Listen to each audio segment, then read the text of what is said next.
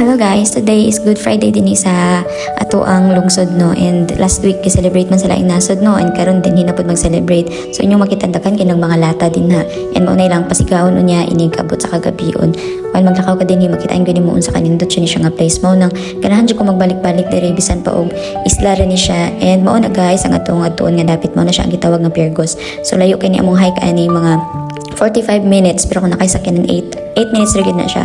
And pagtungas ni mo na makita na dayo ni mga naganam-anam nagabot ang mga tao. Maamis buka sa mga church bitaw dinhi kay lahi gid ang porma. And same ra pud sila sa mga Catholics no nga inani nagapi kanila nagapoy misa. Makitaan gid nimo nga daghan gyud kaayog mga turista dinhi nga tuyoon na gyud nila ni ani. And isa sa maka-amaze diri nga dapit kay kaning makitaan nimo dinhi sa taas ang tibok Santorini ug makita pud nimo ang grabe kanindot nga sunset gyud labi na og kanang summer. Ma-amaze jud ka sa sunset diri, makaingon jud kag I love this place so much.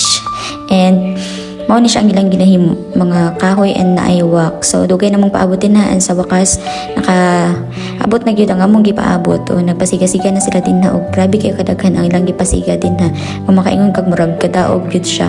And wala na nadamag si kuya sa pagdali-dali, and mao to nga nagdali-dali pud mi og naog tungod kay wala mi sakyanan. Kay kabalo mo, ulaw kay gani makita nga kay sakyanan kay sa tibuok isla aning time kami ra gigahike-hike ani. Unsaon taman nga wala pa man tay ka-afford. So pag-abot na mo sa ubos makita gyud mo ang hill nga kasiga-siga na gyud siya. Grabe ka nindot sa matag naa ka sa duol. You see that? Tanawa. So dili makahatag og justice ang ako ang cellphone. O kung tanaw nimo closer na nakatatak na inri din ha. So nang uli nami guys, nagbaklay nami, kabalo ba mo nga kining Santorini, wala kay ni sila mga street lights. So naay mga pipilangan na mga suga, ingon ana ra. So among cellphone na gid among gigamit diri. Kung ang uban nag-service og mga unsa nga sakyanan kami ni service pod mi og BMW, kabalo mo sa pasabutan na baktas mintraswa.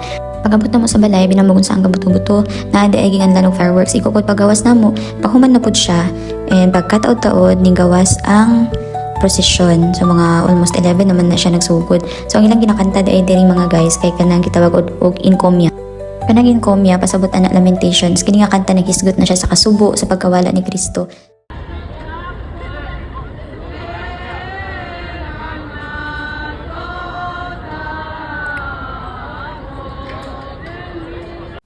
And din nag-end ang ilahang celebration. Good Friday in the Greek Orthodox Church teaches us more than just history. It invites us to feel, to reflect, and to believe. It reminds us that pinaagi sa sakripisyo adunay kaluwasan, o pinaagi sa kangit-ngit maabot ang kahayag.